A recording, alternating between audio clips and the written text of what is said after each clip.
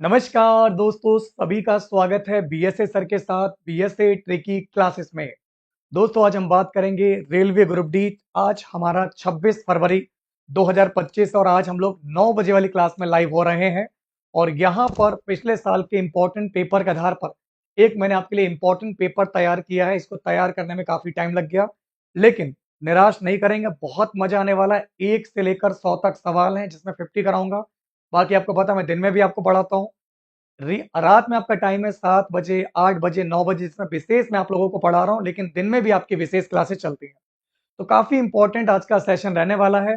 और अगर ये क्लास आपको पसंद आती है तो वीडियो को लाइक कीजिएगा, अपनी क्लास को मिलकर शेयर कीजिएगा और अपनी क्लास को मिलकर आप लोग सपोर्ट कीजिएगा। अरे आग लगा दो पानी में, रेल बना दो भरी जवानी में। तैयार हैं आप लोग? तो बहुत महत्वपूर्ण आज का सेशन है। आपको यकीन नहीं होगा, आज ये वाला सेट मैंने तैयार किया है, 5 वाला। 2000, आपको जानकर खुशी होगी, हम लोग 2022 के सारे पेपर पढ़ चुके हैं। 10 प्रैक्टिस सेट हैं, इसमें भी 4 हो चुके हैं, 5 और बचे हैं, वो करा दूंगा। फिर 2018 के भी सारे पेपर कराएंगे। फिर मैं आपके लिए अलग से भी तैयारी शुरू करूंगा। बहुत कुछ होने वाला, बहुत मजा आने वाला है। एक एक करके सब कुछ खत्म होता जा रहा है, बस आप कवर कीजिए आप लोग। तो मेरे साथ लाइव इस समय है मोहम्मद इलेक्ट्रॉनिक्स, एलिशा, विकास तिवारी, है ना, अपना जीवन, सिमरन, राज, मंजू, गोपाल, कुणाल, महाकाल, धर्मेंद्र, अरुणा। ठीक है ना, सबका वेलकम है, सबका वेलकम है। सभी को राम राम, सभी को राधे राधे। तो आइए दोस्तों, शुरू करते हैं आज की इस क्लास को। हर हर महादेव, जय बीएसए, जय बीएसए क्लास। और करते हैं आज की क्लास की शानदार शुरुआत। जो बच्चे नए हैं, पहली बार जुड़े मेरे साथ, आप सभी अपने बीएसए ट्रिकी क्लासेस चैनल को सब्सक्राइब कर लीजिएगा और नोटिफिकेशन पाने के लिए बेल आइकन को प्रेस कर लीजिएगा, जिससे कि आने वाली प्रत्येक वीडियो की अपडेट मिल सके। और मुझे व्हाट्सएप पे फॉलो कर लेना। मैंने व्हाट्सएप चैनल को फॉलो करने का लिंक आपको प्रोवाइड करा दिया है, वहां मेरे साथ जुड़ जाओगे तो आपको सभी क्लास और पीडीएफ मिलती रहेंगी। राधे राधे, खुश रहिए आप लोग। रेडी? आइए। तो पहला सवाल दे रखा है, एक स्तंभ लंबाकार मैदान पी क्यू आर एस में P Q parallel R S के, पी क्यू का मान है 12, आर एस का मान है 22 और पी क्यू और आर एस के बीच की दूरी 14 है। तो इसमें समान क्षेत्रफल में दो फसलों की बुवाई की जानी है। तो प्रत्येक फसल के लिए उपलब्ध क्षेत्रफल ज्ञात कीजिए। तो यहां पर आपको क्या करना है, सबलंब दे रखा ही है। सबलंब का मतलब होता है इस तरीके से, आपका जो है कुछ, आपका ये चतुर्भुज इस टाइप का है, जिसमें ये पी क्यू है ना, पी क्यू, और ये आपका हो जाएगा आर एस। ये दोनों लाइनें पैरेलल है, जिसमें पी क्यू का मान 12 है, आर एस का मान 22 है, और इन दोनों बीच की भुजाओं की जो दूरी है वो आपको 14 दे रखी है। तो सबलंब का क्षेत्रफल क्या होता है? आप सब जानते होंगे कि सबलंब चतुर्भुज का क्षेत्रफल होता है 1/2 समांतर भुजाओं का योगफल इंटू ऊंचाई। तो यह आ जाएगा हाफ, यह आएगा आपका 12 प्लस 22 और ऊंचाई आपको दे रखी है 14। तो 12 और 22, 2 2 4 3 34, 34 सत्ते 238, 238 आ गया। अब ये 238 जो आया है, ये एरिया है, लेकिन मुझे बराबर भागों में, ये पहला हिस्सा और ये दूसरा हिस्सा, इसको बराबर बराबर दो भागों में काटना है। तो प्रत्येक हिस्से के लिए कितना आपका हिस्सा निकल के आएगा? तो आप कुछ मत करिए, 238 का आधा मारोगे, 2 1 कम 2, 2 1 कम 2, 2 9 18। जिस बच्चे का आंसर 119 है, सारिका विश्नोई नंबर 1, सुनील कुमार मिश्रा नंबर 2 और सिमरन नंबर 3। बच्चों के लिए तालियां हो जाएं, वेरी गुड, बहुत बढ़िया। जिस प्यारे बच्चे का आंसर आया है 119 मीटर स्क्वायर, आपका जवाब बिल्कुल सही है। बहुत बढ़िया, आग लगा दी पानी में, रेल बना दी भरी जवानी में। नेक्स्ट देखिए, ऋग्वेद 4 वेदों में पवित्रम वेद है, जिसमें 10,600 ऋचाओं के कितने सूक्तों के 10 अध्याय, जिन्हें मंडल कहा जाता है, कितने मंडल है? 1 मिनट रुक जाइए आप लोग।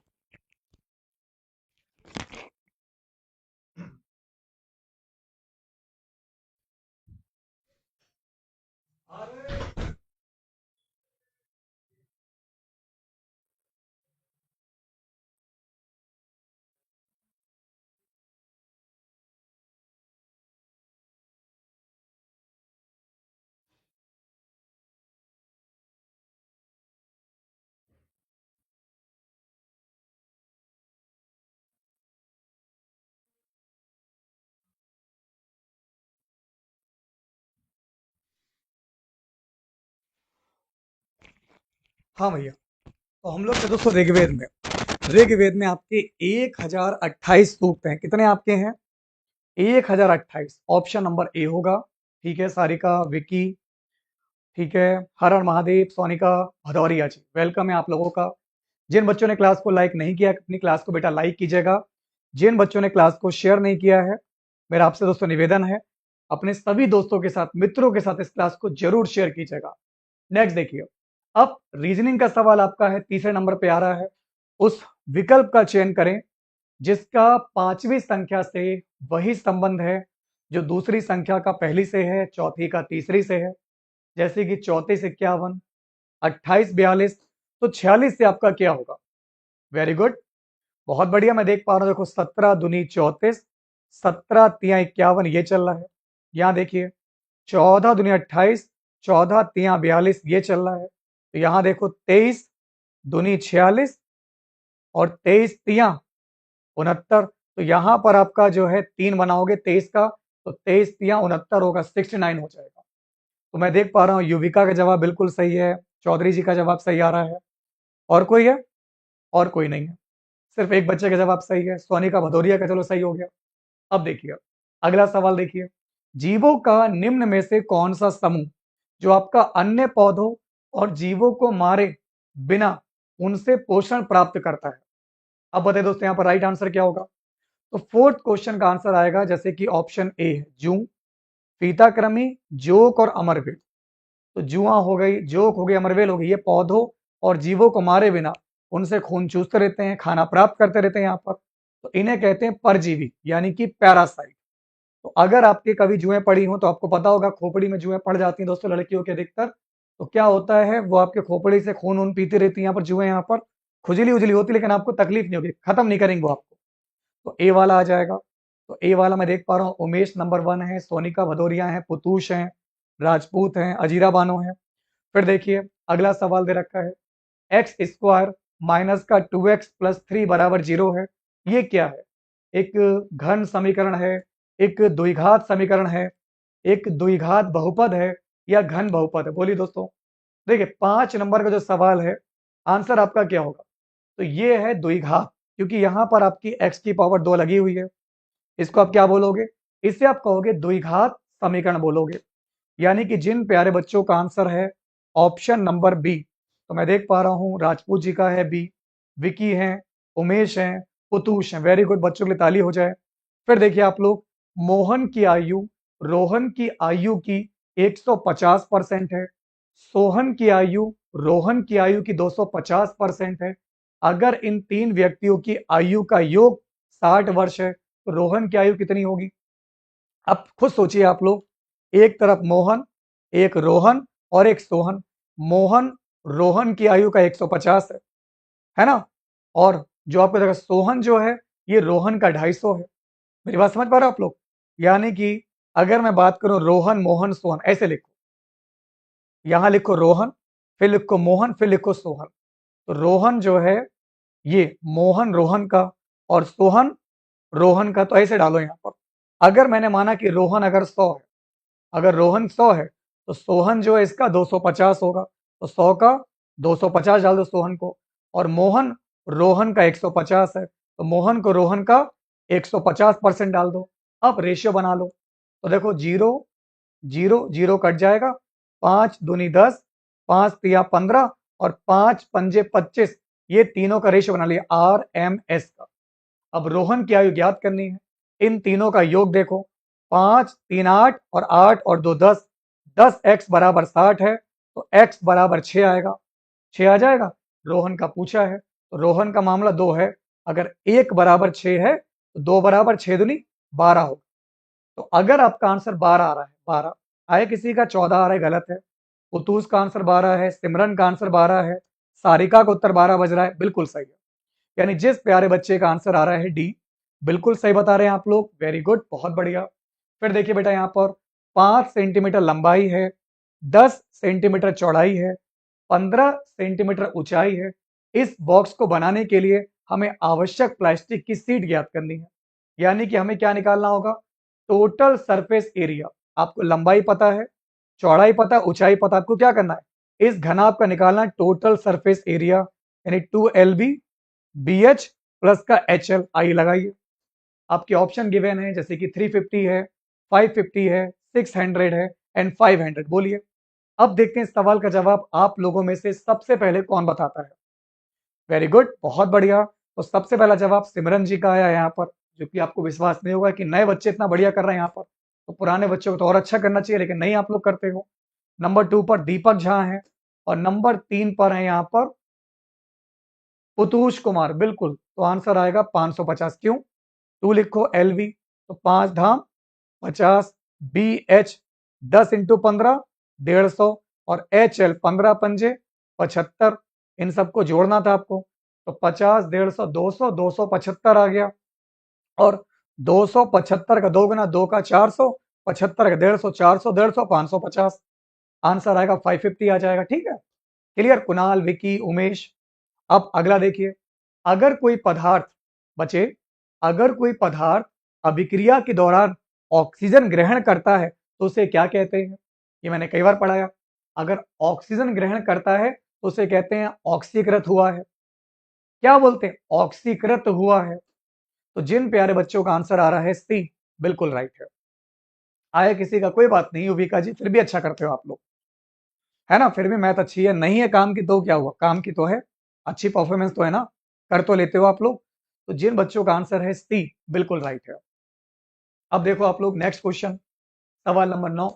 275 रुपए के अंकित मूल्य वाली किसी वस्तु को 5% डिस्काउंट पर अगर बेचते हैं, विक्रेता को फिर भी 4.5% का लाभ प्राप्त होता है, तो उसने इसके लिए कितना भुगतान किया था? आप बताइए। 275 अंकित मूल्य है, 5% डिस्काउंट बेच दिया और विक्रेता को 4.5% लाभ मिल रहा है, तो यानी कि कितना रुपया पे किया जा रहा है? तो ये दोस्तों आपको निकालना है। क्या करें? क्या कर सकते हैं? जैसे कि 275 रुपया है, इस पर तो आप 5% डिस्काउंट दोगे, तो इसका 95% मान लो, और विक्रेता ने आपसे 4.5% लाभ कमाया है, तो इसका 104.5% निकाल लो। अब काटा पीटी बची करने को, यहाँ पर परसेंटेज से परसेंटेज कट जाएगा आपका, है ना? और क्या करें यहाँ पर? 5 दूनी 10, 5 निम 45, यहाँ पर आपका 95 लिखा है दोस्तों आपका, तो 5 एकम 5 निम 45, 19 से काट दो, 19 एकम 19, 19 एकम 19, 11 दूनी 22 और 11 पंजे 55 आ गया, इसका मतलब 250। तो आपका बेटा यहाँ पर राइट आंसर, पॉइंट हटाओगे, एक जीरो चिपका दोगे, 250 आएगा। जिस प्यारे बच्चे का आंसर आ रहा है 250, आया किसी का? आया। सिमरन का जवाब बिल्कुल सही है, क्या बात है यहाँ पर, है ना? दीपक झा का जवाब भी दोस्तों सही है यहाँ पर। फिर ठीक है, यहाँ पर जाओ सिमरन, जाओ जी लो अपनी जिंदगी, बाकी किसी से कुछ हो नहीं पाएगा, है ना? आप अकेले जिंदगी जिए यहाँ पर, बाकी मुझे लग रहा है कोई कर पाएगा। लोगों के पास स्पीड ही नहीं है यहाँ पर। मैं इतनी सिखा सिखा के थक चुका हूँ यहाँ पर कि स्पीड बहुत जरूरी है यहाँ पर। सबको सब कुछ आता होगा एग्जाम में, लेकिन जो 90 मिनट में 100 क्वेश्चन उड़ा देगा, जो फाड़ देगा, उसका सिलेक्शन हो जाएगा। समझ रहे हो? सिमरन तो चली जाएंगे यहाँ पर, फिर आप लोग रह जाओगे। सबसे मेरा कहना है कि पढ़ाई पे फोकस करिए, क्लास को लाइक कीजिए, शेयर कीजिए और अपनी स्पीड पे फोकस कीजिए। 10th नंबर का सवाल देखिए, अगला सवाल आपके सामने है। अब ये देखिए, सड़मुख एक बैंक से निकलकर दक्षिण दिशा की ओर 90 मीटर चलती है, फिर राइट मुड़ती है, 110 मीटर चलती है, फिर आपकी राइट मुड़ी, फिर आपकी 90 चली, अंत में पुनः राइट मुड़ी, 220 चली। अब वह बैंक के सापेक्ष किस दिशा में है? सभी मोड़ केवल 90 डिग्री के हैं। आप बताइए दोस्तों, यहाँ पर आइए, इस सवाल का आपका उत्तर क्या होगा? है कोई? दक्षिण मतलब हमें मुंह निकालना है, तो बस क्वेश्चन खत्म। अगर उसका जो मुंह था शुरुआत में साउथ में था, अब समझो यहाँ पर 90 मतलब बैंक से निकलकर साउथ चली है, पहले दोस्तों मुड़ी है राइट, फिर राइट, फिर राइट, तो राइट 3 बार मुड़ी।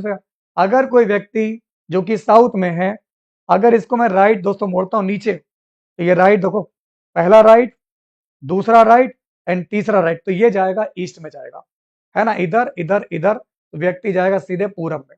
एक बार में आपका क्वेश्चन खत्म। तो जिन बच्चों का आंसर आ रहा है ऑप्शन डी, बिल्कुल सही है। कुणाल का जवाब बिल्कुल सही है, सिमरन का जवाब सही है, और इसके अलावा है युविका का जवाब से, वैभव बाबा का जवाब भी सही। Very good. सब बच्चे अपनी क्लास को लाइक करेंगे, अपनी क्लास को मिलकर यहां पर शेयर करते चलेंगे। अगला देखिए, एक वर्गाकार मेज 8 कुर्सियों से घिरी हुई है। उनमें से 4 मेज के कोनों पर थी। उनमें से 4 लोग मेज के कोनों पर हैं, बाकी 4 लोग बीच में हैं। अब 6 हैं clerk D E F G H I. ये वर्गाकार मेज के चारों मेज बैठे हुए हैं केंद्र की ओर मुंह करके। मेज के 2 कोनों पर पड़ी कुर्सियां खाली हैं। ई और आई ये एक दूसरे के विकर्ता सामने सामने बैठे हैं। अब देखो, अब इस तरीके से मैं आप लोगों के 8 लोग बैठा लूंगा। 1 2 3 4 5 6 7 8, 8 कुर्सियां हैं, 6 लोग हैं, 2 कुर्सी खाली पड़ी है।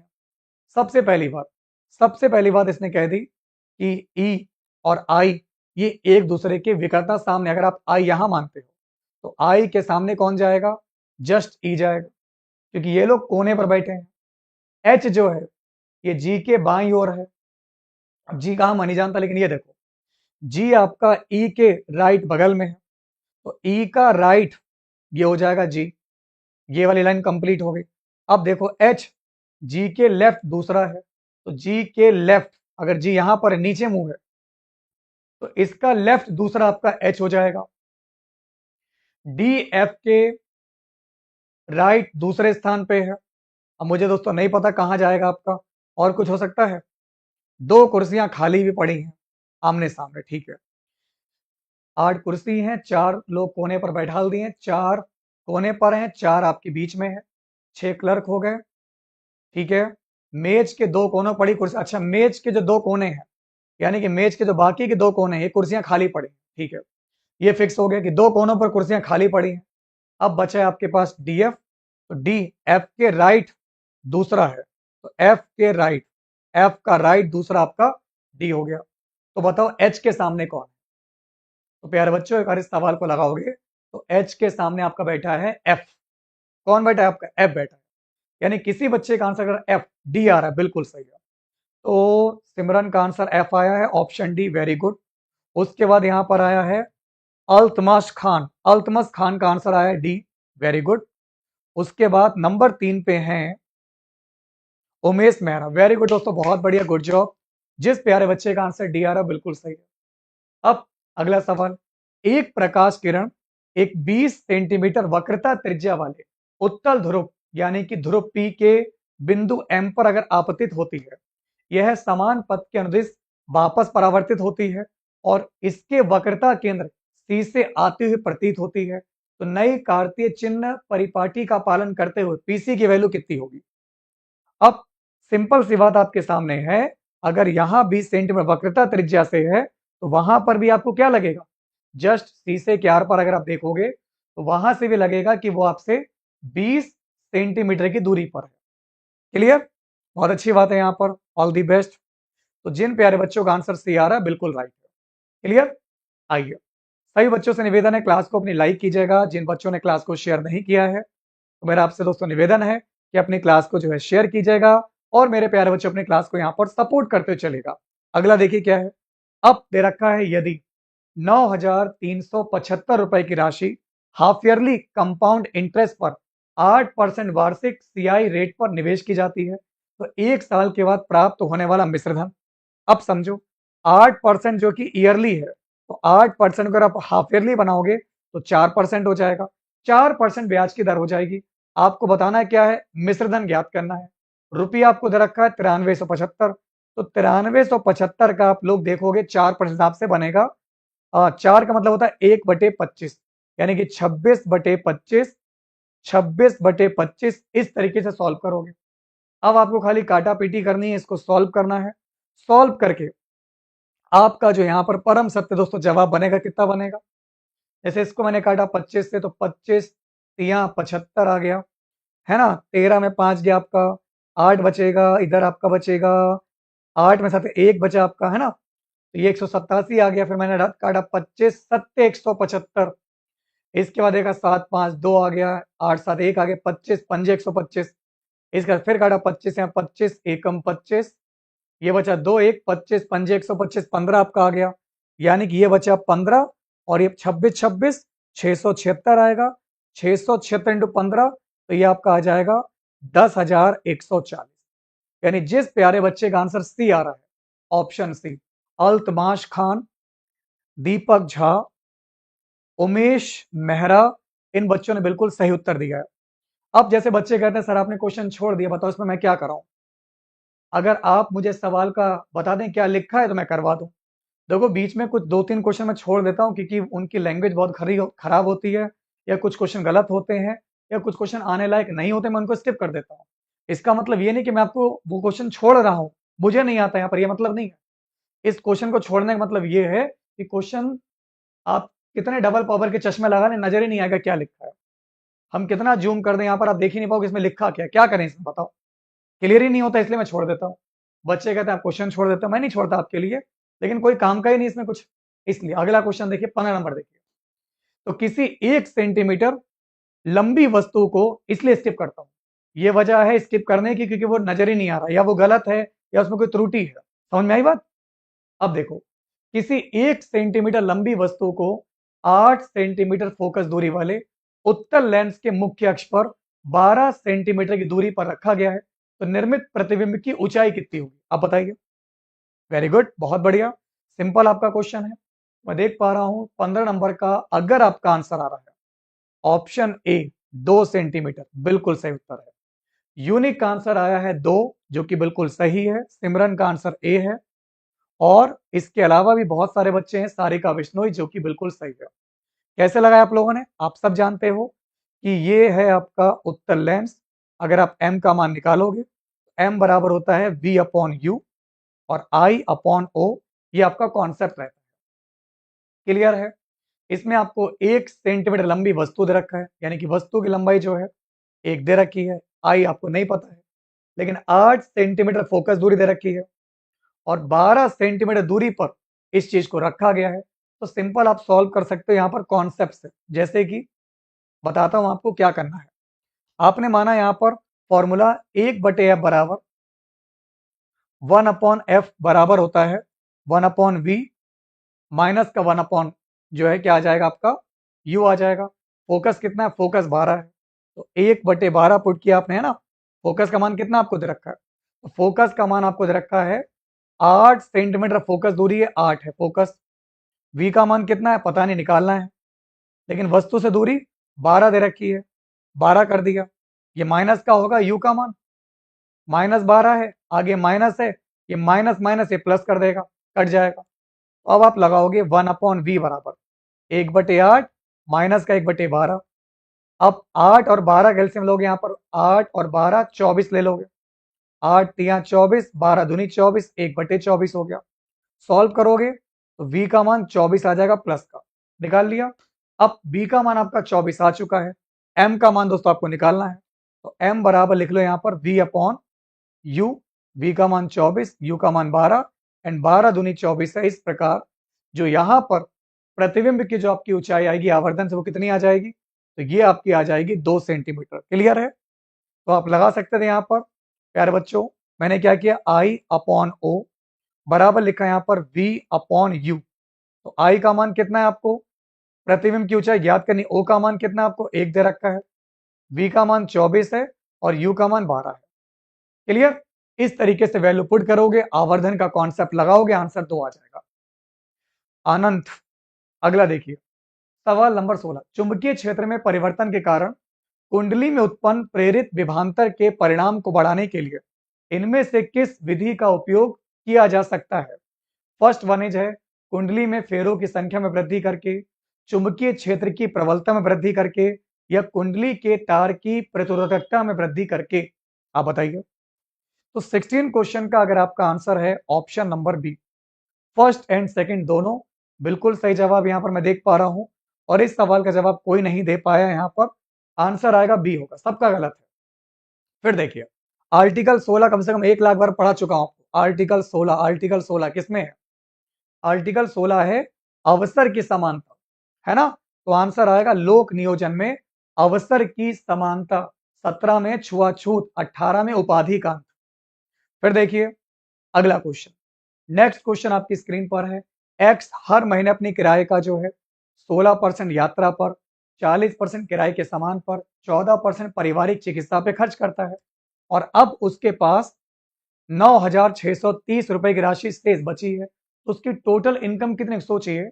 अगर एक व्यक्ति 16 अपनी यात्रा पे खर्च कर दिया, 40 किराए पर, 14 पारिवारिक पर, तो 16, 14, 6, 4, 10, 1, 1, 2, 30 और 40, 70 खत्म कर दिया। अगर किसी व्यक्ति ने 70 रुपया खत्म करके बचेगा 30%, और 30% का जो रेट है वो पता है 9630 है। 3 एकम 3, 3 तियानो, 3 दूनी 6, 3 एकम 3, ये आ गया। अगर आपके पास 10% का मान पता है तो 100% का मान इधर जीरो इधर चिपका दो, 32,100 रुपए होगा, डी वाला होगा। आया। अजय कुमार का सबसे पहले आया है मिस्टर अजय का, जो कि बिल्कुल सही बेटा। यहां पर आपका अगर इस सवाल को सॉल्व करोगे, इस सवाल को सॉल्व करके आपका 1 सेकंड के अंदर उत्तर आएगा 32,100 रुपया आएगा। क्लियर है। आइए दोस्तों अगला देखिए क्या दे रखा है। निम्नलिखित में से कौन सा अमाशय में बनने वाला एक प्रोटीन पाचक एंजाइम है, बोलिए। शाबाश। तो ये है पेप्सिन। अमाशय में बनने वाला प्रोटीन पाचक एंजाइम कौन सा है, तो ये है प्यारे बच्चों पेप्सिन है। अगर आपका आंसर आ रहा है पेप्सिन, जो कि बिल्कुल सही है। नेक्स्ट देखिए, एल लंबाई और ए अनुप्रस्थ काट के क्षेत्रफल तार के प्रतिरोध का मान दे रखा है 0.25। अब समान लंबाई का लेकिन 2a दे रखा है अनुप्रस्थ काट का क्षेत्रफल, तो तार का प्रतिरोध कितना होगा। सबको पता है कि R बराबर होता है रो L अपॉन ए होता है ना। अब मुझे रो से मतलब नहीं, मेरा खेल L, A और R में चल रहा है, तो मैं इस तरीके से लिख सकता हूं R1 अपॉन R2। L की लंबाई से मैं L को हटा दो, गोली मार दो यहां पर, तो R1 अपॉन R2 लिख सकते हो आप लोग। A2 ऊपर और A1 नीचे आ जाएगा, इस तरीके से लिखा जा सकता है। यानी इस कंडीशन से बेटा आप लोग ये जो फॉर्मूला आपका था R बराबर रो L अपॉन ए, तो इससे ये कंडीशन बना सकते हो। अब तुमको बेटा पता है कि R1 का मान कितना है, यहां लिखो 0.5 है, R2 निकालना है। अब A1 का मान आप A मान लो, जबकि दूसरी बार A का मान कितना है 2A आ गया, यहाँ 2A पुट कर दो, इस A से A काट दीजिए। अब अगर आप यहां से R2 का मान निकालोगे तो ये जाएगा इधर, 2 जाएगा नीचे, तो 0.5 का आधा हो जाएगा। अगर 0.5 का भी आधा करोगे तो 0.25 हो जाएगा। इसका मतलब है R2 का मान आएगा 0.25 ओम आ जाएगा। इसका मतलब बी वाला आया, किसी का युविका का आया। ठीक है। इसके अलावा अंकित पांडे का जवाब सही है, सिमरन का जवाब बिल्कुल सही है। जिन प्यारे बच्चों का आंसर आ रहा है ऑप्शन नंबर बी बिल्कुल सही जवाब है। समझ में आया आपको। आ जाइए अगला क्वेश्चन देखिए। एक अवतल दर्पण 160 सेंटीमीटर त्रिज्या वाले किसी गोले के पृष्ठ के एक भाग से बनाया जा सकता है। इसका मुख्य फोकस इसके ध्रुव से कितनी दूरी पर होगा। बहुत अच्छा सवाल है बेटा। अगर आपको यहां पर त्रिज्या पता है तो यहां पर टोटल डिस्टेंस कितनी बन जाएगी आपकी, समझो।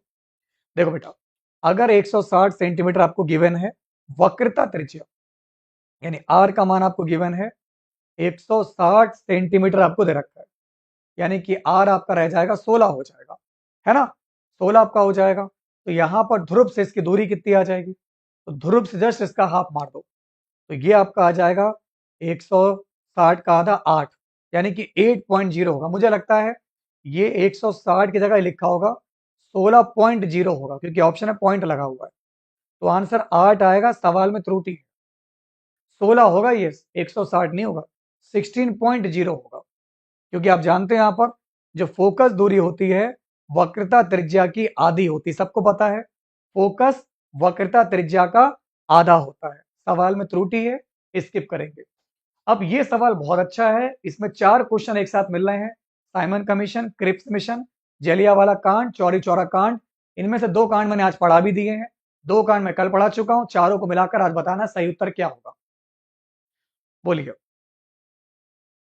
है किसी के पास जवाब। साइमन कमीशन भारत कब आया, क्रिप्स मिशन, जलियांवाला बाग, चौरी चौरा कांड। शाबाश।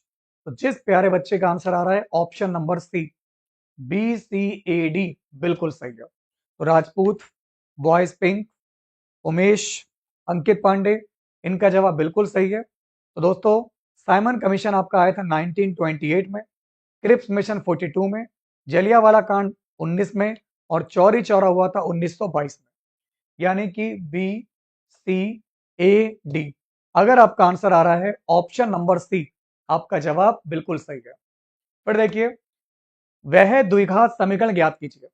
दोस्तों, आपको उस द्विघात समीकरण को ज्ञात करना है जिसके मूल द्विघात समीकरण 2x² प्लस 4x-1 बराबर 0 इसके मूलों के योग और गुणनफल के बराबर है। यानी कि इसके मूलों का जो योग होगा और गुणनफल के बराबर, यानी कि अल्फा प्लस बीटा जो आप निकालोगे वो आपका x निकल के आएगा, अल्फा इंटू बीटा निकल वो b निकलेगा, फिर इन दोनों का जो योग और गुणनफल होगा उससे आपको इक्वेशन बनानी नई वाली। मतलब काफी कॉन्सेप्चुअल सवाल है लेकिन इजी है, चिंता वाली बात कोई नहीं है। सवाल को उड़ाइए दोस्तों, आइए। कोई बात नहीं, कमेंट स्लो आते तो हैं, कम से कम आने चाहिए, समझ में आने चाहिए, कमेंट आने चाहिए। अब देखो, अगर आप अल्फा प्लस बीटा का दोस्तों मान निकालते हो तो माइनस का बी जो कि अगर 4 माइनस का डालोगे और ये लिखोगे 2 दे रखा ए तो माइनस का 2 हो गया। इसका मतलब अल्फा प्लस बीटा का मान अगर सॉल्व करा तो माइनस का 2 मिल गया। और अल्फा बीटा होता है सी अपॉन ए, सी का मान -1 है और ए का मान 2 दे रखा है, -1/2 तो यह आ जाएगा माइनस का 1/2 आ जाएगा। ये मिल गए। अब ये नए मूल मिल गए आपके पास, एक है 2 और एक आपको दे रखा है माइनस का 1/2 आपको दे रखा है। अब नया मूल मान लो, यानी कि अब मेरे पास पहला जो मूल निकाला है ये माइनस का 2 है और दूसरा निकाला है माइनस का 1/2 है। अब इरेज कर दो फिर से इसको। अब अगर आप फिर से अल्फा प्लस बीटा निकालोगे तो मानो ये अल्फा है -2, बीटा है -1/2, सॉल्व किया तो ये आ गया 5/2। अब केवल योगफल ये आ गया। और अगर आप गुणनफल निकालोगे अल्फा इंटू बीटा का मान तो देखो -2 इंटू -1/2, माइनस माइनस प्लस, 2 से 2 काटा 1 बचेगा, योगफल 1 आ गया। अब सवाल बनाइए। अब द्विघात समीकरण को बनाने का जो तरीका मैंने सिखाया था कि x² माइनस का अल्फा प्लस बीटा x और प्लस का अल्फा बीटा बराबर 0, ये है इक्वेशन लिखने का तरीका। अब अल्फा प्लस बीटा का मान दे रखा माइनस का 5/2 तो माइनस माइनस प्लस हो जाएगा, तो यह आएगा x² प्लस का 5/2x और अल्फा बीटा का मान आपको 1 दे रखा है, 1 पुट कर दो बराबर 0। अब बटे में 2 है, आप एलसीएम लोगे 2 की, इधर आपका आ जाएगा 2x², ये लिखा 5x, इधर 2 1 कम 2 बचेगा, 2 चिपकाओ और 2 को बराबर भेज दो, 0 हो जाएगा। तो आपका उत्तर आएगा 2x² प्लस का 5x प्लस 2। ये गलत, ये माइनस वाला गलत और 5x वो आएगा डी वाला होगा। यानी कि जिस प्यारे बच्चे का आंसर आ रहा है ऑप्शन नंबर डी, अगर आपका बेटा आंसर डी आ रहा है, बिल्कुल से आया किसी का, उमेश मेहरा का डी आया। और कोई है? ठीक है, और कोई? सारिका बिश्नोई। इन बच्चों के लिए तालियां हो जाएं, शाबाश, बहुत बढ़िया, क्या बात है मेरे छावा, बहुत बढ़िया। अब देखिए, निम्नलिखित में से किस महोत्सव को ग्रामीण ओलंपिक भी कहा जाता है? बताए दोस्तों, यहाँ पर किस महोत्सव को ग्रामीण ओलंपिक कहा जाता है, ये बताना है।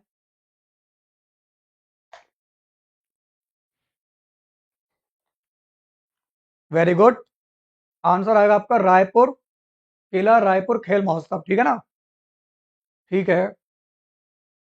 अब क्या आपको ही देखता रहे सिमरन जी, यहाँ पर बाकी और भी तो बच्चे यहाँ पर हैं जो उत्तर दे रहे हैं यहाँ पर, इसमें नाराजगी की कोई बात नहीं है यहाँ पर, ठीक है ना? तो जिन प्यारे बच्चों का आंसर आ रहा है ऑप्शन नंबर ए आ रहा है, बिल्कुल सही है, वेरी गुड, बहुत बढ़िया। अगला क्वेश्चन देखिए क्या है। सवाल नंबर 25 आपकी स्क्रीन पर है। जब लेड नाइट्रेट को गर्म करते हैं दोस्तों, जब लेड नाइट्रेट को गर्म करते हैं तो लेड ऑक्साइड ऑक्सीजन गैस और एक भूरे रंग की रहस्यमयी गैस बनाती है। ये रहस्यमयी गैस कौन सी है? ऑप्शन ए, ऑप्शन बी, सी या फिर डी? तो 25 क्वेश्चन का आंसर क्या आएगा? ऑप्शन सी आएगा, यानी कि नाइट्रोजन डाई ऑक्साइड। आया किसी का? तो जिन प्यारे बच्चों का आंसर आ रहा है ऑप्शन सी, बिल्कुल सही है ना? तो अगर आपका आंसर आ रहा है ऑप्शन नंबर सी, बिल्कुल सही है, वेरी गुड, बहुत बढ़िया। तो मैं देख पा रहा हूं इस सवाल का जवाब बहुत सारे बच्चों ने सही दिया है ना?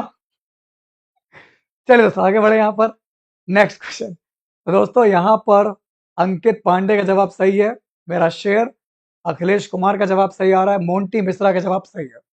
नेक्स्ट देखिए, यदि 27 और n का लघुत्तम समवर्ती 54 दे रखा है और एचसीएफ 9 है तो n का मान क्या होगा? सबको पता है, पहली संख्या गुणे दूसरी संख्या बराबर लासा इंटू मासा होता है। तो पहली संख्या गुणे दूसरी संख्या लासा इंटू मासा, काटा पीटा छाटा और उत्तर निकाला, 9 तिया 27, 3 एकम 3 अट्ठे 24, n का मान 18 आएगा। क्या आएगा? 18 आएगा। ऑप्शन नंबर बी आया किसी का? ठीक है, बहुत बढ़िया, ठीक है। अच्छा, डाउट था आपको? देखो, डाउट होगा नहीं। हम हर बच्चे से ना कहते हैं, अगर किसी भी बच्चे को डाउट रहता है तो उसका एक उपाय है, playlist. RPF NTPC group D, अभी मैंने जो 2-2.5 महीने में जितना कंटेंट दिया है बिल्कुल बेसिक से पढ़ाया, जीरो लेवल से आपको सिखा दिया सब कुछ। अब आपका जो है, आपको क्या करना, जो बच्चे नए हैं उनको नीचे से शुरुआत करनी प्लेलिस्ट में। इतनी बड़ी प्लेलिस्ट है, बिल्कुल नीचे से आना, नंबर 1 से दूसरा, तीसरा, चौथा, ऐसे करके 200, 300, 400, 500 यहां तक आपको पहुंचना, अगर सिलेक्शन पाना है बिल्कुल नीचे से ऊपर तक पहुंचिए। ठीक है, डाउट नाम की चीजें खत्म हो जाएगी। डाउट क्या होता है भूल जाओगे, समझ रहे हो? अगला क्वेश्चन देखिए प्यारे बच्चे, आपका सवाल है, उस संख्या का चयन कीजिए जो निम्नलिखित श्रेणी में प्रश्नवाचक चिन्ह के स्थान पे आएगी। अब देखिए 25 है, 29 है, 23 है, आपका 21 है। अगला बताइए। इस सवाल का दोस्तों आप लोग जवाब दीजिए। और बहुत सारे बच्चे यहाँ पर किताब के लिए मुझसे दोस्तों पूछ रहे थे कि सर किस किताब से पढ़े। तो देखिए, आज हम बात करने वाले हैं रेलवे ग्रुप डी की लेवल 1 की। ये है सामान्य ज्ञान की सबसे बेस्ट बुक है, जो कि आपको यहाँ पर चक्षु प्रकाशन की दिखेगी। ये सामान्य ज्ञान की किताब है सिर्फ।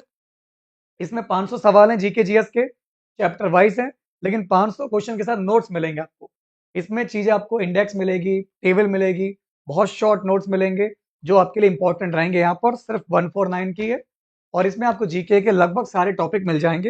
हिस्ट्री, पॉलिटी, ज्योग्राफी, गवर्नमेंट जो भी सरकारी योजनाएं हैं, ट्रेन के सवाल, ट्रांसपोर्ट सिस्टम के सवाल, रेलवे स्पेशल सवाल, वो आपको यहाँ देखने को मिल जाएंगे। ये है जीके स्पेशल। ऐसे ही एक किताब आपको मिलेगी दोस्तों, रीजनिंग की मिलेगी। रीजनिंग भी ग्रुप डी की चक्षु प्रकाशन की है। इससे आपकी रीजनिंग स्ट्रांग होगी। इसमें आपके 1050 सवाल हैं, चैप्टर वाइज है, 2025 की परीक्षा के लिए। रीजनिंग के अगर आप देखोगे 21 चैप्टर हैं वर्बल रीजनिंग के और 7 चैप्टर नॉन वर्बल के हैं। तो रीजनिंग के भी चैप्टर वाइज आपको मिल रहा है। 1000 सवाल की प्रैक्टिस कर लोगे, रीजनिंग के सारे लॉजिक दिमाग में सेव हो जाएंगे। इसके बाद आपके पास मैथ की किताब है। मैथ की भी किताब चैप्टर वाइज है। ये भी चक्षु प्रकाशन की है, ग्रुप डी की किताब है, बेहतरीन है। यहाँ 400 सवाल है तैयारी के लिए और ये सारे क्वेश्चन रेलवे के पेपर में आए हुए हैं, जो आपकी तैयारी को काफी मजबूत बना देंगे। और यहाँ पर भी मैथ के जो आप लोगों के सारे चैप्टर दे रखे थे, है ना, 20-22 टॉपिक जो भी आपके हैं, सारे आपके दोस्तों मेंशन है यहाँ पर। एक एक टॉपिक अगर आप देखोगे, प्रत्येक टॉपिक आपको मिल जाएगा, जैसे कि 1 से 23 तक के टॉपिक सारे आपके दे रखे हैं। और जब आप इन तीनों किताबों से पढ़ लेते हो, मैं बार बार कह रहा हूं आपसे, ये है आपकी जीके, ये है रीजनिंग और ये है मैथ। यानी अगर आपने 3 किताबें तैयार कर ली, जीके, मैथ, रीजनिंग, साइंस, इसी में सब कुछ हो जाएगा। उसके बाद आप उठाओगे चौथी किताब, ये है प्रैक्टिस के लिए। इसे लगाकर आप अपनी तैयारी को मजबूत बनाओगे, क्योंकि कंप्लीट प्रैक्टिस सेट है यहाँ पर। इसमें 25 सेट मिलेंगे प्रैक्टिस, 2 मिलेंगे सॉल्व पेपर। 2500 और 200, 2700 सवाल ये हो गए करीब दोस्तों। यहाँ पर आपको जो है 2700 सवाल ये हो गए आपके, है ना, 3100 ये हो गए आपके यहाँ पर।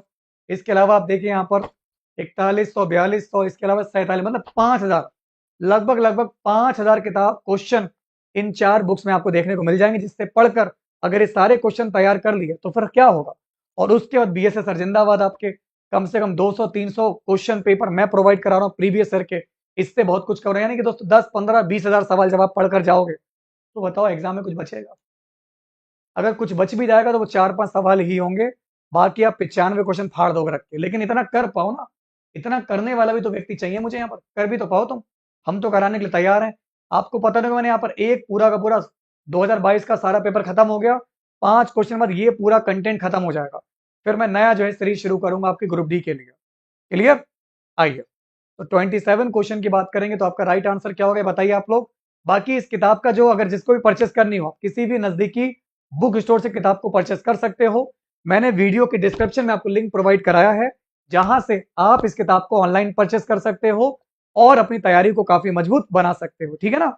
चलिए अब देखिए 27 नंबर का जो सवाल है, इसका आंसर आएगा 21। कैसे आया? अल्टरनेट सीरीज चल रही है। आप देखोगे 25, 23, 21, 19, -2 चल रहा है। इधर देखो 29 से 25 आ गया, 4 चल रहा है। 25 से 4 कम 21, 21 में 4 गया 17, ये है। ऊपर है -2 और नीचे है -4। उत्तर आएगा बेटा 21 आएगा। ठीक है, तो यहाँ चल रही अल्टरनेट सीरीज। ऊपर वाले में चल रहा है -2, और नीचे वाले में चल रहा है माइनस का 4। आ जाओ। अब देखो 8 व्यक्ति हैं, A B C D E F G H. मेरे बच्चे ये सीधी पंक्ति में उत्तर की ओर मुंह करके बैठे हैं, ठीक है। एच मेरा बाएं सिरे से तीसरे स्थान पर है। ए मेरा एच के राइट बगल में है। ए और डी के बीच में केवल 3 व्यक्ति हैं। जी आपका डी के बाएं दूसरा है तथा जी के ठीक बगल में एफ सी बैठे हैं। ई और सी के बीच केवल 4 व्यक्ति हैं। तो बी और एफ के बीच कितने लोग होंगे? अब लगाइए। बहुत अच्छा सवाल है, बहुत बढ़िया सवाल है।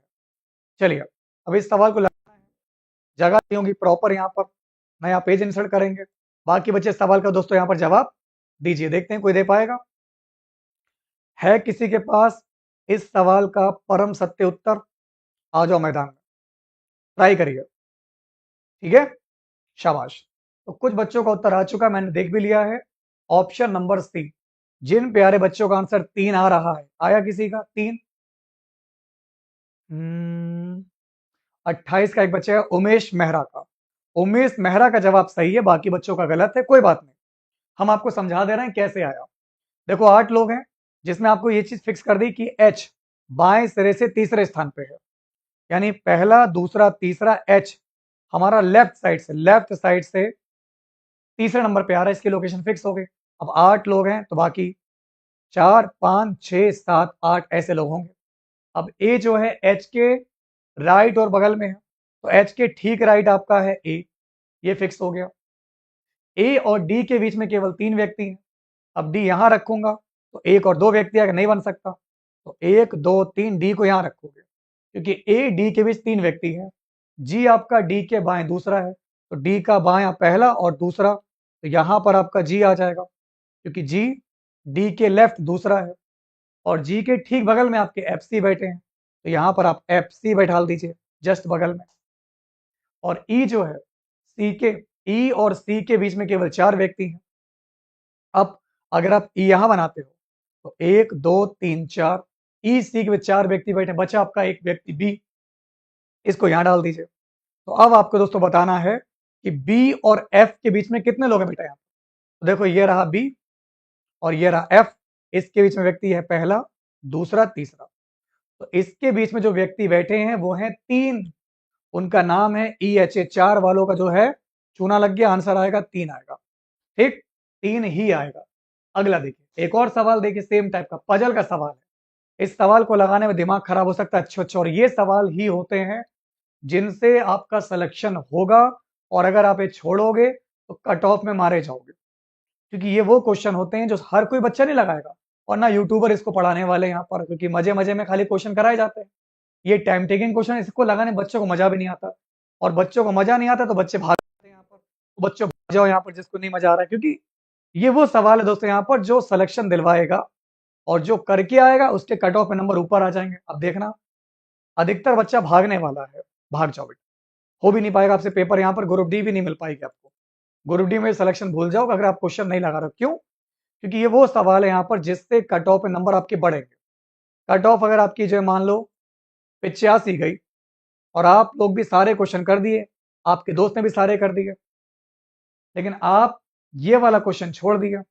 अधिकतर बच्चे क्वेश्चन छोड़ के आ रहे हैं, लेकिन जिस बच्चे ने क्वेश्चन लगा दिया वो क्वेश्चन को, उसके जो नंबर है वो उसके बढ़ जाएंगे, इसलिए क्वेश्चन बहुत जरूरी है। बेटा आपका इस सवाल का परम सत्य जवाब क्या होगा? है किसी के पास उत्तर? शाबाश। तो जिन बच्चों का आंसर आ रहा है ऑप्शन नंबर ए, है ना, कि टी से पहले परीक्षा का दिन है शुक्रवार है, तो अगर किसी प्यारे बच्चे का आंसर आ रहा है शुक्र, बिल्कुल सही है, आया शुक्र। तो मैं देख पा रहा हूं शंभू सिंह का जवाब सही है, शंभू का जवाब सही है, शुक्र। और कोई? और आराम से तुक्के लगाते रहना। अब देख लो, P Q R S T U प्रत्येक की परीक्षा सोमवार से शुरू होकर शनिवार तक समाप्त होती है। अब किस तरीके से यहाँ पर परीक्षाएं आप लोगों की चल रही हैं, तो देखो भैया शुरुआत करते हैं सोमवार से, यानी कि मंडे ट्यूसडे वेड, ऐसे लिख देते हैं, इस तरीके से लिखते हैं, यहाँ पर जगह नहीं है, कम है। Monday Tuesday Wednesday Thursday Friday और आपका सैटरडे, 6 लोग हैं, 6 दिन, ठीक है ना।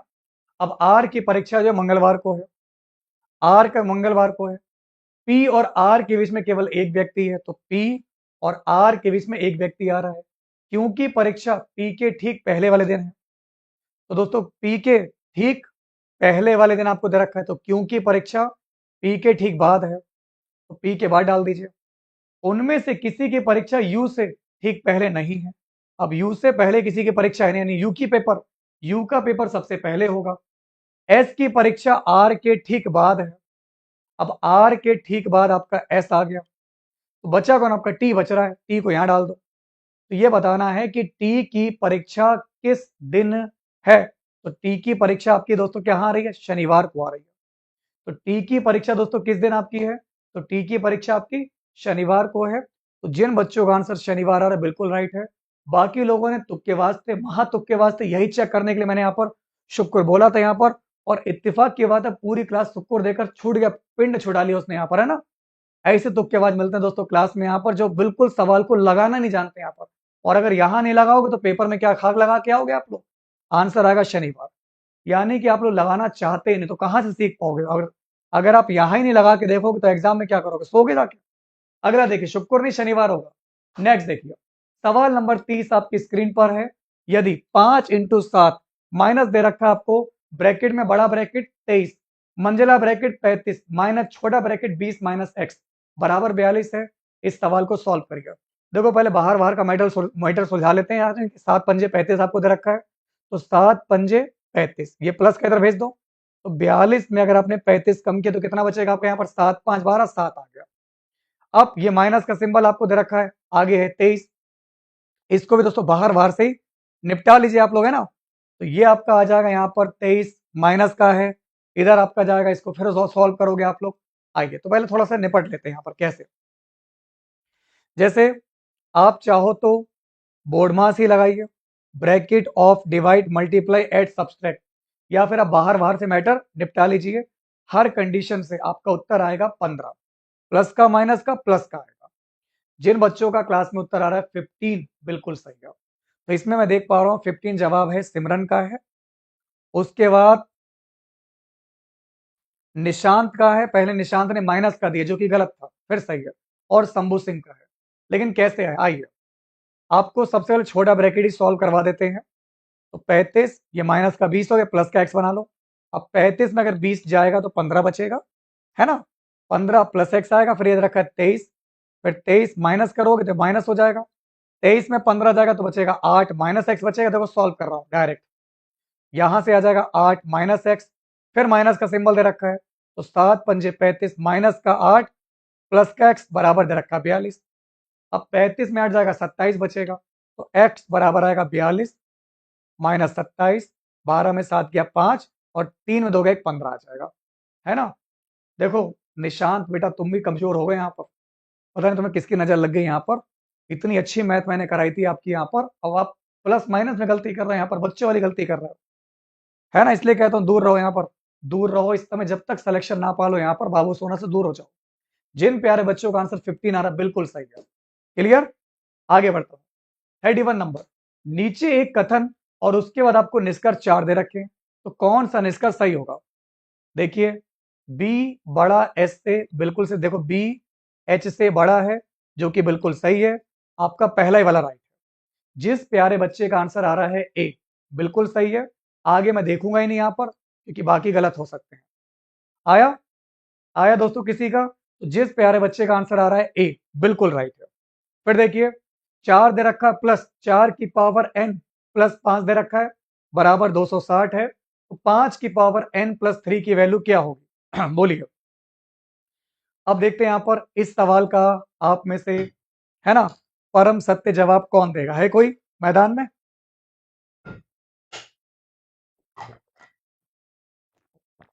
ठीक है, वेरी गुड, बहुत बढ़िया, बहुत अच्छा कर रहे हैं आप लोग।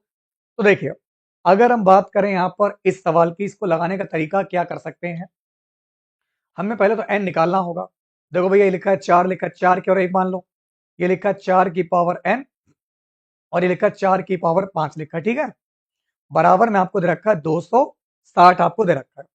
क्या इसके साथ कुछ छेड़खानी कर सकते हैं? कुछ कर सकते हैं। अब ये देखो बेटा 4 है, यहाँ ले जाओ 4 कम कर दो, 60 में 4 जाएगा 256 हो जाएगा। तो 4 की पावर n+5 मत छुआ छेड़ी करो, ये आएगा 256। 256 मतलब 4 चौक 16, 16 16 256, यानी बेटा ये 4 की पावर 4 आ जाएगा। अगर ये n+5 और ये दे रखा है 4, तो n का मान क्या होगा? माइनस का 1 होगा। इसका मतलब n का मान माइनस का 1 होगा, क्योंकि 5 में 1 घटाओगे तो 4 मिलेगा। और अगर n का मान -1 है लला, तो इसकी वैल्यू क्या होगी? 5 की पावर दे रखा है n+3, तो 3 में 1 घटाओगे 2 बचेगा, और 5 की पावर 2 का मतलब 25 आ जाएगा। बताओ कोई दिक्कत? तो 25 आंसर आएगा। मैं देख पा रहा हूं यहां पर हुसैन का जवाब सही है, दीपक झा का जवाब सही है, आफरीन सैफी ठीक है। तो जिस प्यारे बच्चे का आंसर आ रहा है ऑप्शन नंबर ए यानी कि 25 बिल्कुल राइट है। अगला देखिए, भारत के किन 3 शहरों में, प्यारे बच्चों, भारत के किन 3 शहरों में उच्च न्यायालय की स्थापना सबसे पहले की गई थी? मैंने कई बार इस सवाल को पढ़ाया है, आपको पता है 1862 में अलग अलग महीनों में ये तीनों न्यायालय एकदम से दोस्तों प्रकट हो गए थे, यहाँ पर धरती फाड़ के बाहर निकल गए थे, कलकत्ता, बॉम्बई और मद्रास। तो नोट करेंगे ऑप्शन नंबर बी है। जिस बच्चे का आंसर बी आ रहा है मैं देख पा रहा हूं, सबसे पहला जवाब दिया है मिस सिमरन ने, जो कि बिल्कुल सही है। कलकत्ता, बॉम्बे और मद्रास कब आए थे? 1862 में आए थे। और चौथा वाला था फिर इलाहाबाद वाला, वो आया है 1866 में, इलाहाबाद हाईकोर्ट आया है। ठीक है, आ जाइए नेक्स्ट क्वेश्चन। दिए गए 3 अक्षर, मेरे प्यारे बच्चों, दिए गए 3 अक्षर वाले अक्षर समूह पर आधारित प्रश्न का जवाब दीजिए। ये सीरीज चल रही है, राइट साइड से पहला अक्षर, राइट ओर से पहले अक्षर समूह के दूसरे अक्षर, और लेफ्ट साइड के पहले अक्षर समूह का दूसरा अक्षर, इसके बीच अंग्रेजी वर्णमाला क्रम में कितने अक्षर आते हैं? अब लगाइए, बहुत अच्छा सवाल है। देखते हैं क्या इस सवाल का जवाब दे सकते हो आप। जैसे कि राइट साइड से पहला अक्षर, तो राइट से पहला ये हो गया, तो राइट ओर से पहला अक्षर समूह का दूसरा अक्षर, दूसरा अक्षर मुझे मिला जी। और लेफ्ट साइड से जो पहला अक्षर समूह है, इसका दूसरा अक्षर जो कि है ई, तो इनके बीच कितने आपके लेटर आते हैं? तो ई के बाद एफ जी, तो केवल और केवल ई और जी के एफ आता है, जो कि एक होगा। केवल और केवल अंग्रेजी वर्णमाला में एक लेटर आता है। एक आया है नीतू राजपूत का, सुनील कुमार मिश्रा, प्रवीण शॉर्ट्स क्यून और सारिका बिश्नोई, जो कि बिल्कुल सही जवाब है। यानी जिस बच्चे का आंसर आ रहा है ऑप्शन बी बिल्कुल सही जवाब। समझ में आया आपको? कोई दिक्कत तो नहीं है? अब देखिए, भारतीय भाषा संस्थान बेटा ये कहां पर है? बहुत इंपॉर्टेंट सवाल है बेटा। भारतीय भाषा संस्थान, आइए दोस्तों बताइए, देखते हैं इस सवाल का जवाब कौन दे पाएगा। बिल्कुल सही जवाब है, आंसर आएगा ऑप्शन बी है मैसूर। भारतीय भाषा संस्थान ये हमारे मैसूर में स्थित है। ठीक है, आइए, ए न्यून, देखो न्यून कोड का मतलब 90 से छोटा है ना, ध्यान दीजिएगा। ए न्यून कोड है। अब tan स्क्वायर ए प्लस sec ए बराबर 11 दे रखा है, तो cot ए की वैल्यू क्या आ सकती है? बहुत ध्यान से समझना। देखो भैया, tan स्क्वायर है और इस sec दे रखा है, तो आपको sec में इस वैल्यू को कन्वर्ट करना होगा। आपने पढ़ा होगा 1 प्लस tan स्क्वायर थीटा बराबर होता है sec स्क्वायर थीटा, और tan बराबर लिख सकते हो sec स्क्वायर -1 लिख सकते हो। तो यहां लिख सकते हो आप लोग sec स्क्वायर -1 प्लस का sec दे रखा बराबर 11 है, तो यह आ जाएगा sec स्क्वायर प्लस का sec, 11 इधर आएगा माइनस का, और ये इधर रखा है -12, तो माइनस का 12 बराबर 0 आएगा। अब देख लो, अब बन गया द्विघात समीकरण। द्विघात समीकरण बनने के बाद 4 तियां 12 होता है, 4 तियां 12, और 4 में 3 घटाओगे तो 1 बचेगा प्लस का। इसका मतलब x का मान -4 आ जाएगा, और ये -3 है, +3 आ जाएगा। इसका मतलब बेटा क्या होगा? a। तो यहां मेरा sec चल रहा था, तो sec a का मान 3 आ गया। अगर sec a का मान जो 3 है, अगर ये चीज आपने निकाल ली है, तो cot a का मान कितना होगा? अगर sec का मान 3 है तो cot का मान कितना होगा? इरेज कर दो इसको। अब देखिए, अब आप लगा लो त्रिभुज वाला कॉन्सेप्ट। ये लिखा त्रिभुज बनाया, ये 3/1 मान लिया। सेक का मतलब होता है कर्ण बटे आधार, तो कर्ण बेटा आपको 3 दे रखा है, आधार 1 है। अगर ये 3 ये 1 तो ये कितना होगा? 3 का स्क्वायर 9, 1 का स्क्वायर 1, रूट चढ़ा दो। पाइथागोरस प्रमेय लगा रहा हूं मैं यहाँ पर, 8 आ जाएगा। 8 का मतलब 2 रूट आ गया। अब आपसे कॉट का पूछ रहा है, कॉट का मतलब होता है आधार बटे लंब, तो आधार है 1 और लंब है 2√2, तो कॉट का मान कितना होगा? तो आधार है 1 और लंब है 2√2 और आपका आंसर आ जाएगा सी आएगा। आया किसी का सी? सिमरन का उत्तर सही है, वेरी गुड, क्या बात है, बहुत बढ़िया। यहाँ पर लग रहा है 16 सोमवार का व्रत आप लोगों का सफल होने जा रहा है। और कोई बच्चा? तो जिस बच्चे का आंसर आ रहा है ऑप्शन नंबर सी बिल्कुल राइट है। क्लियर, शाबाश। हसनैन का जवाब सही है, यहाँ पर हुसैन का जवाब सही है, विक्की का उत्तर सही आ रहा है, पवन सिंह का जवाब बिल्कुल सही है। नेक्स्ट देखिए, निम्नलिखित में से किसका निर्वाचन नगर निगम में होता है?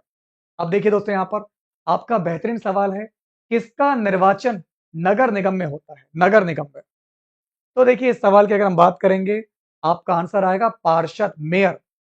जिस बच्चे का आंसर आ रहा है मेयर यानी कि पार्षद, बिल्कुल सही है, क्योंकि नगर निगम में जो मेन व्यक्ति बनता है वो मेयर होता है, पार्षद, है ना। तो यहां पर मेन आपका हो गया पार्षद, मेयर हो गया आपका। आगे बढ़ता हूं, यहां पर अगला सवाल आपकी स्क्रीन पर है। पौधों में उत्सर्जन के संबंध में, पौधों में उत्सर्जन के संबंध में निम्नलिखित कथनों में से एक के अलावा अन्य सभी सही है, आपको गलत कथन का चुनाव करना है। तो अब आप दोस्तों बताएं गलत क्या है? जैसे कि उत्सर्जन का तात्पर्य जो है शरीर के अपशिष्ट उत्पादों को बाहर निकालना है, ये बात सही है। पौधे अपशिष्ट उत्पादों का सर्जित करते हैं, उत्सर्जन करते हैं, किंतु बहुत धीमी गति से करते हैं, सही बात है। पौधे अपशिष्ट उत्पादों का सर्जन बहुत कम मात्रा में करते हैं, सही बात है। पौधों में उनके अपशिष्ट उत्पादों के निष्कासन के लिए अंग होते हैं, अंग नहीं होते हैं, ये वाली बात गलत है, सी वाली।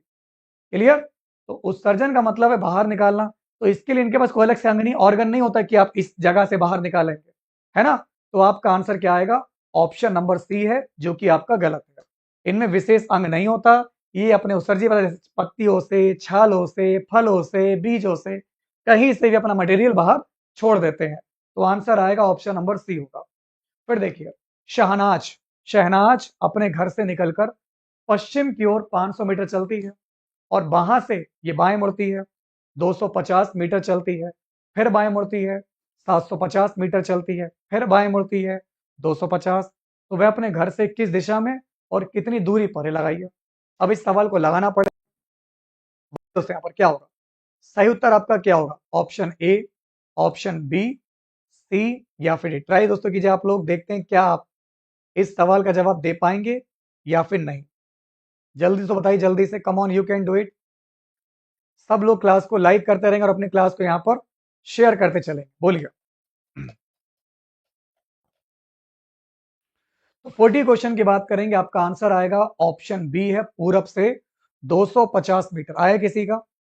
आ गया, बिल्कुल राजपूत का आंसर भी आया है, तुक्का लगा के। सारिका का जवाब बिल्कुल सही है। उसके बाद पवन सिंह मैं देख पा रहा हूं, ठीक है। मोहम्मद वसीम इलेक्ट्रॉनिक्स, तो पूरब आएगा 250। जिनका नहीं आ रहा है, जिनका गलत आ रहा है, वो देख लें अच्छे से। शहनाज अपने घर से निकलकर पश्चिम की ओर जाती है 500 मीटर। अगर शहनाज का घर यहां पर है और ये पश्चिम दोस्तों गई है 500 चली है, यहां से पश्चिम गई है 500 चली है, फिर लेफ्ट मुड़ गई 250 चली दोस्तों। अब यहां से लेफ्ट मुड़ी 250 चली, फिर लेफ्ट मुड़ी 750 चली, यहां से लेफ्ट जाएगी, ये 500 और 750 ना 250, ये एक्स्ट्रा यहां पहुंच गई 750, फिर लेफ्ट मुड़ी 250, इसी सीध पर वापिस आ जाएगी, क्योंकि 250 इधर भी है, 250 इधर भी हो गया। तो घर से किस दिशा में कितनी दूरी पर है? तो घर के तो पूरब में पहुंच गई, और घर की दूरी दोस्तों कितनी है? ये 500 है, ये 750 है, तो 750 में अगर 500 माइनस करोगे तो ये बचेगा 250। तो दूरी आ जाएगी 250 और दिशा आ जाएगी पूरब। क्लियर? इस तरीके से दूरी बीच की है 250 और दिशा आपकी पूरब है। बट आपका आंसर क्या होगा? बी वाला होगा। कोई दिक्कत? हाँ, स्टार्टिंग से पूछ रहा है, तो स्टार्टिंग से मतलब घर से, इसका घर ये ना, घर यहां पर है, ये लड़की यहां खड़ी है, तो घर के पूरब में है। आइए अगला देखिए क्वेश्चन, किस यौगिक को निर्जलन अभिकर्मक माना जा सकता है? अब आप दोस्तों बताइए, किस यौगिक को निर्जलन अभिकर्मक माना जा सकता है? तो 41 क्वेश्चन का आंसर आएगा ऑप्शन सी है, सांद्र सल्फ्यूरिक अम्ल। आया दोस्तों किसी का? बहुत बढ़िया, क्या बात है, वेरी गुड। जिन प्यारे बच्चों का आंसर आ रहा है सांद्र सल्फ्यूरिक अम्ल, ये तेजाब वाला है, H2SO4 वाला, ऑप्शन नंबर सी आएगा, जो कि बिल्कुल सही है ना। आगे बढ़ते हैं। बाकी फिलहाल बहुत सारे बच्चों ने जवाब गलत दिया है, मोस्टली बच्चा बी लगा रहा, तुक्केबाज है जितने भी। आंसर दिया है प्रवीण ने, सारिका बिश्नोई ने, राजपूत ने, विकी ने। अब देखो, मानव नर के द्वारा उत्पन्न आधे युग्मकों में कौन सा गुणसूत्र पूरक होगा? बताइए, मैं बात नर की कर रहा हूं, मादा की नहीं कर रहा हूं। तो मानव नर में कौन सा आधा पेयर हो सकता है? देखो 22 जोड़े तो कॉमन रहते हैं, बाकी आधा पेयर आपका जो होगा नर में 42 क्वेश्चन का क्या होगा? मानव नर के द्वारा उत्पन्न आधे युग्मकों में कौन सा गुणसूत्र पूरक होगा? पूरक बच्चा क्या करेगा यहाँ पर? 22 XX 22 XY चिपकाएगा दोस्तों, जबकि मैं पूछ रहा हूं पूरक आधा, तो आधा पूरक जो है कॉमन वो रहता है X। नहीं समझे मेरी बात? बिल्कुल आप जानते होंगे कि 22 पेयर सेम होते हैं, बाकी एक पेयर X का दूसरा पेयर Y का होता है, इसी से नर बनता है ना? तो यहां पर अगर कहने का मतलब ये है टोटल 46 गुणसूत्र होते हैं। 22 जोड़े हो गए अलिंगी, हो गए अलिंगी गुणसूत्र। 23वां आता है लिंग गुणसूत्र आता है, जो आपके आनुवांशिक परिवर्तन के लिए जिम्मेदार होता है। तो स्त्री में ये गुणसूत्र पूर्ण युग्म का होता है, यानी स्त्री के पास XX के 2 पेयर होते हैं, बहुत ध्यान समझना।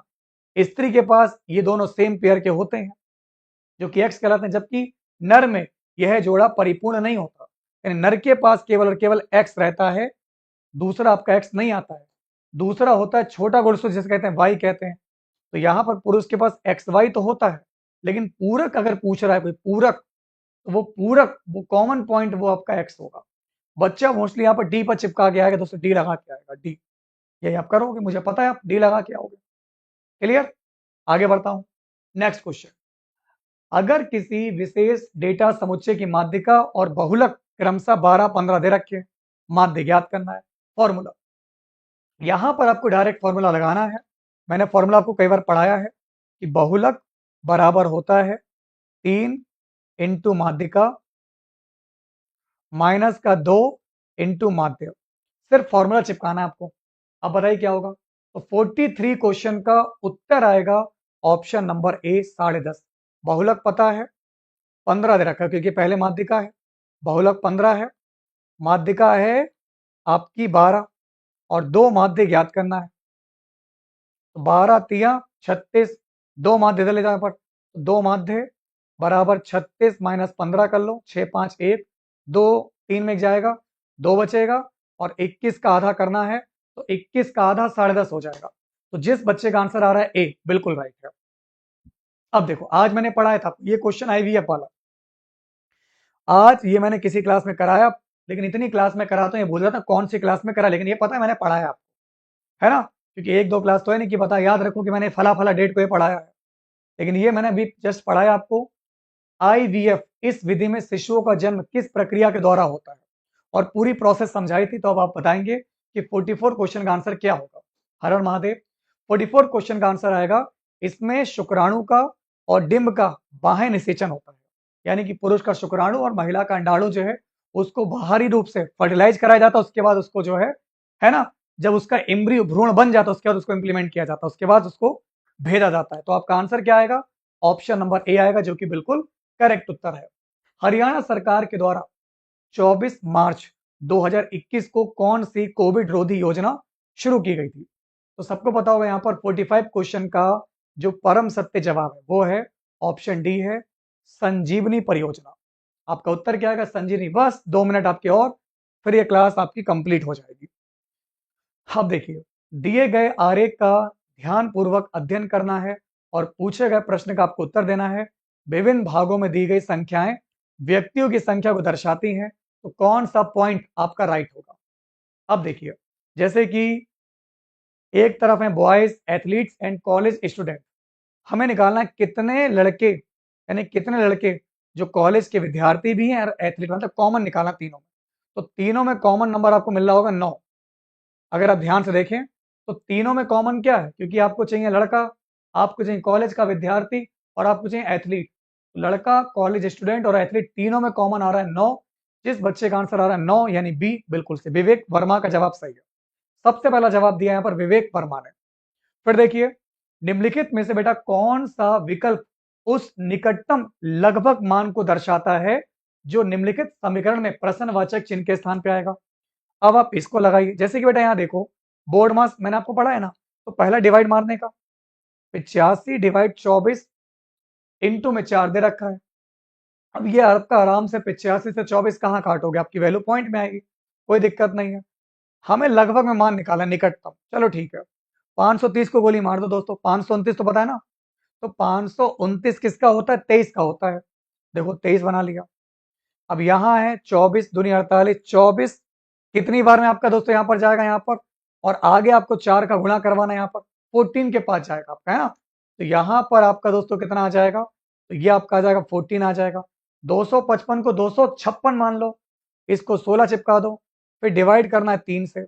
अब 14 16 ये बचेगा 2, 23 में 2 जाएगा, आपका लगभग 21 के पास वैल्यू बचेगी, और 21 को अगर आप 3 से उड़ाओगे तो 3 सत्ते 21, यानी कि 7 के पास मैं पहुंच सकता हूं। देखो सवाल बहुत मुश्किल है, बहुत टफ है, लेकिन थोड़ा दिमाग खोल लोगे तो सवाल बिल्कुल झुंझुना बन जाएगा आपके लिए, बिल्कुल झुंझुना बजा के आओगे सवाल के साथ। क्यों? क्योंकि आपको लगभग पता है ना, 529 पता है, 24 की वैल्यू पता है आप लोगों की कितनी है, 24 3 72, 24 चौक आपका कितना होता है, यहाँ पर 4 से गुणा कराना था आप लोगों को। उसके बाद आपने बेटा यहाँ पर देखा 256 तो पता ना, 256 16 का होता है, बस सवाल खत्म हो गया। अगला देखिए, निम्नलिखित में से कौन सी मेंडलीव के आवर्त वर्गीकरण की विशेषता नहीं है, आप बताइए। वेरी गुड बच्चों, आपका आंसर आएगा, मेंडलीव ने जो है इसमें आइसोटोप समस्थानिकों की सही स्थिति को नहीं रखा। मेंडलीव की जो सारणी आई थी उसमें परमाणु भार के हिसाब से उसने सेटिंग बनाई थी, जबकि मौजले आए, मौजले ने आधुनिक आवर्त सारणी दी, उसमें चीजों को किस तरीके से सेट किया, परमाणु क्रमांक के बेस पर, यानी कि समस्थानिक के आधार पर। तो यही चीज ये सेट नहीं कर पाए दद्दा हमारे मेंडलीव चचा। तो आंसर आपका आएगा ऑप्शन नंबर डी आएगा किसी का। तो विवेक वर्मा का आंसर डी आ रहा है, पवन सिंह का आंसर डी है, राजपूत का आंसर भी डी है, जो कि बिल्कुल सही है। अब ये सवाल मैंने छोड़ दिया, क्यों छोड़ दिया देख लो यहाँ पर, क्योंकि आपको मैं लगवा के क्या करूंगा, मुझे नजर नहीं आ रहा, आपको भी नहीं आ रहा है, लेकिन सवाल अगर दिखेगा तो लगवा दूंगा, कोई दिक्कत नहीं है, लेकिन आप कर सकते हो अगर आपको दिख जाएगा तो। आइए, और आज का अंतिम सवाल रखेंगे इस क्वेश्चन को, क्लियर। आज का लास्ट क्वेश्चन है कि निम्नलिखित में से कौन सा अम्ल क्षारक सूचक नहीं है, बोलिए बेटा कौन सा आपका अम्ल और क्षारक सूचक नहीं है। तो बच्चों आपका 50 क्वेश्चन का जो आंसर है वो क्या होगा, सर जो कौन कौन से चैप्टर हैं साइंस में ग्रुप डी में, देखो हमने ग्रुप डी कितने पेपर कराएंगे, हम आपको इतने सारे पेपर कराएंगे ना, चैप्टर पे भूल जाओ। किताब मैंने आपको जो सजेस्ट की है, ये बुक आप ले लीजिए चैप्टर वाइज पढ़ने के लिए, और ये प्रीवियस ईयर के पेपर, बस इतना ही काफी है, इतना कर लोगे। Playlist, live class and book तैयार कीजिए, कंटेंट कंप्लीट कीजिए, अपना सिलेक्शन पाइए। ज्यादा चक्कर मत पड़िए, सिलेक्शन पाना है।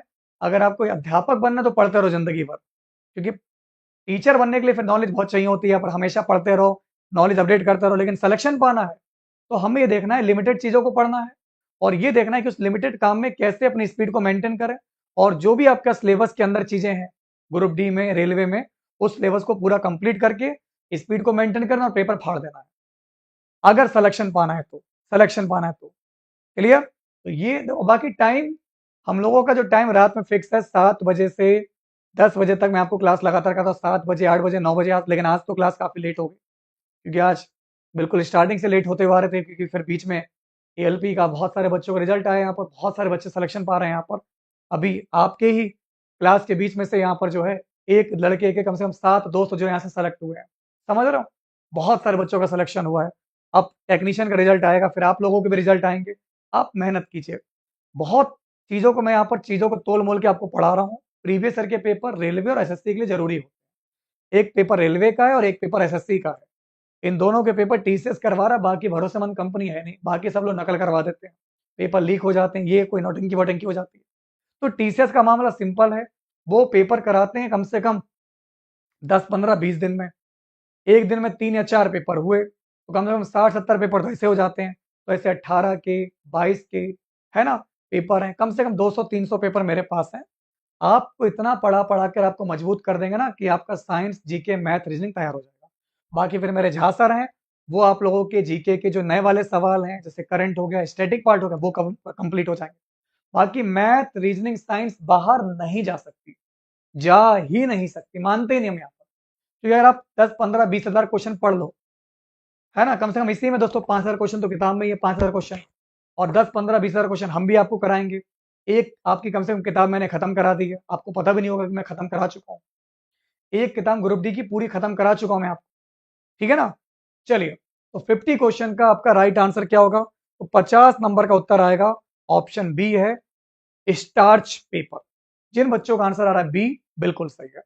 क्लियर? चलिए दोस्तों, तो आज के लिए इतना ही रखते हैं। बाकी उम्मीद करता हूं सेशन आपको अच्छा लगा होगा, और अगर ये क्लास आपको अच्छी लगी हो तो वीडियो को लाइक करना, शेयर करना, और अपनी क्लास को मिलकर आप लोग सपोर्ट करना। मिलते हैं आप लोगों से, ख्याल रखिएगा। तब तक के लिए नमस्कार। जय बीएसए, जय बीएसए क्लास, जय हिंद, वंदे मातरम। सब बच्चे व्हाट्सएप चैनल फॉलो कर लें, ठीक है। पीडीएफ वहीं मिलेगी आपको। Thank you so much. Technician का रिजल्ट आएगा, हम बता देंगे आपको। जैसे एएलपी का बताया मैंने आपको, ऐसे ही टेक्नीशियन का रिजल्ट जब आएगा बता देंगे। आने वाला है वो भी। हो सकता हो कि एएलपी का जब सीबीटी 2 का पेपर हो जाए उसके टाइम या उसके बाद आपका रिजल्ट देखने को मिले, ठीक है ना। चलिए।